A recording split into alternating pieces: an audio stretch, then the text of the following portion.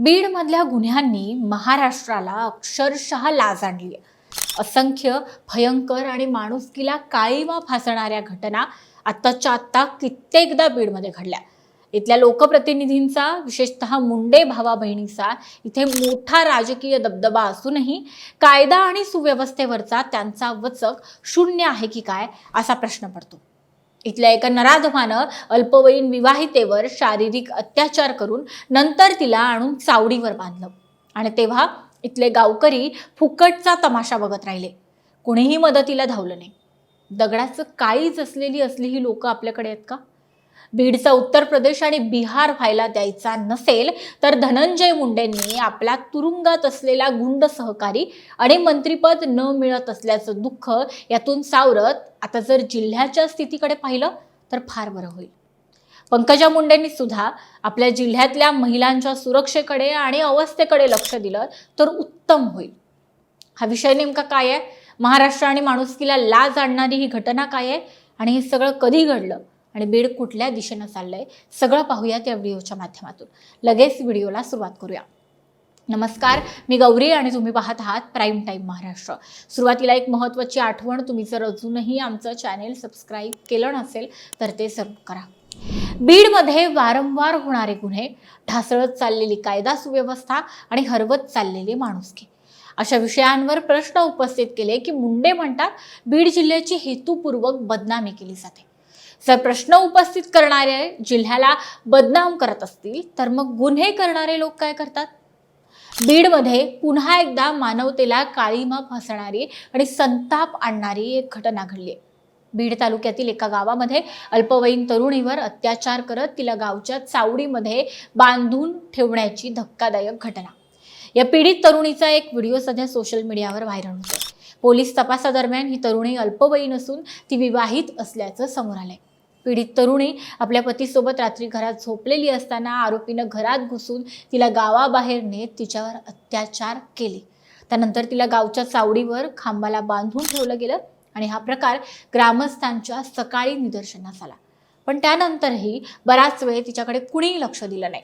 तिच्या मदतीला एकही गावकरी आला नाही। तिला कुणीही त्यातून सोडवलं नाही। अखेर नातेवाईक आले तेव्हा या पीडितेची सुटका करण्यात आली। पुढे पोलिसांनी याची दखल घेत वैभव पटेकर नामक व्यक्तीवर गुन्हा दाखल करून त्याला अटक केली। आरोपीला न्यायालयामध्ये हजर केलं आणि न्यायालयानं आता त्याला 17 मार्च पर्यंतची पोलीस कोठडी सुनावलेली आहे। ही घटना घडली 10 मार्च रोजी। मात्र पीडित मुलीच्या नातेवाईकांनी भीतीपोटी 2 दिवस ही घटना लपवून ठेवली होती आणि अखेर 2 दिवसांनी मुलीनं आई आणि मामासोबत पिंपळनेर पोलीस ठाण्यामध्ये जाऊन या संदर्भातली तक्रार दाखल केली। त्यानंतर हा सगळा धक्कादायक प्रकार उघड झाला। पोलिसांनी आरोपी वैभव पटेकर याला ताब्यात घेतलं।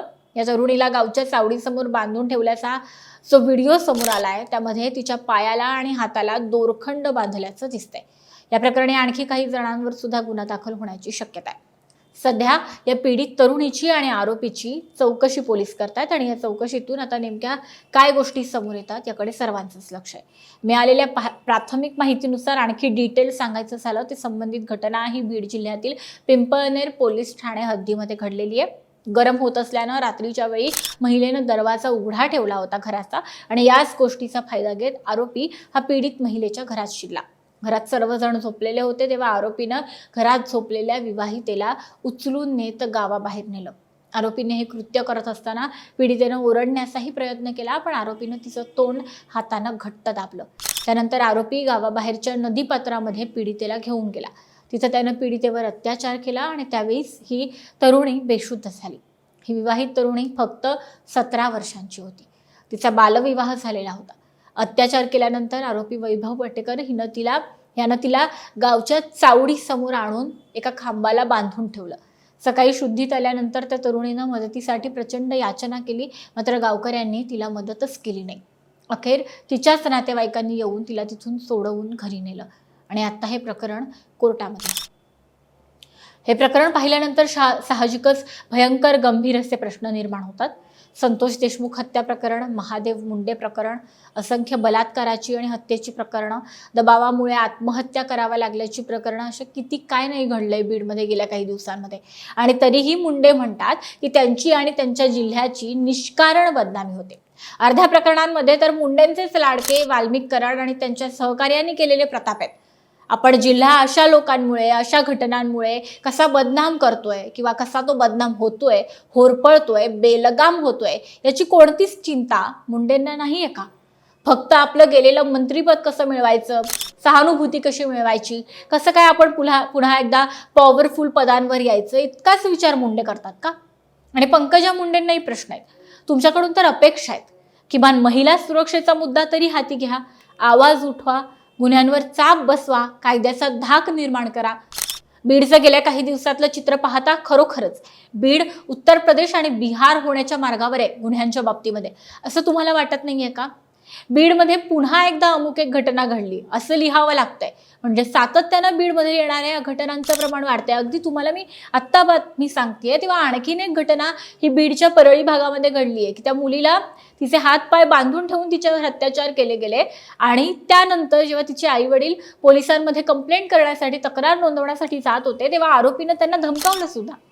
बीडमध्येच घडतंय एवढं सगळं. आणि महाराष्ट्राचं एक महत्त्वाचा जिल्हा आहे बीड, राजकीय दृष्ट्या अत्यंत महत्त्वाचा आहे आणि सर्वांगीण गोष्टीनं सुद्धा तो एक इतरही जिल्ह्यांसारखा एक महत्त्वाचा जिल्हा. आणि तरी सुद्धा जर आपल्या जिल्ह्यामध्ये असं काही होत असेल तर त्याला फक्त निष्कारण बदनामी असं न म्हणता खरोखरच आपल्या जिल्ह्यामध्ये नेमकं काय चालू आहे याचा विचार इथल्या लोकप्रतिनिधींनी करायला हवा. आणि इथे ज्यांचा राजकीय दबदबा आहे आणि ते हा राजकीय दबदबा मिरवतात त्यांनी करायला हवाय. तुम्हाला याविषयी नेमकं काय वाटतं? तुमचं नेमकं काय मत आहे? तुमच्या यावर काय प्रतिक्रिया आहेत? व्हिडिओचा हा मुद्दा तुम्हाला महत्त्वाचा वाटला का? तर ते आम्हाला कमेंट बॉक्समध्ये नक्की सांगा. तुम्हाला कोणासाठी प्रश्न उपस्थित करावेसे वाटतात ते आम्हाला सांगा. आणि व्हिडिओ महत्त्वाचा वाटला तर तो न विसरता कृपया शेअर करा.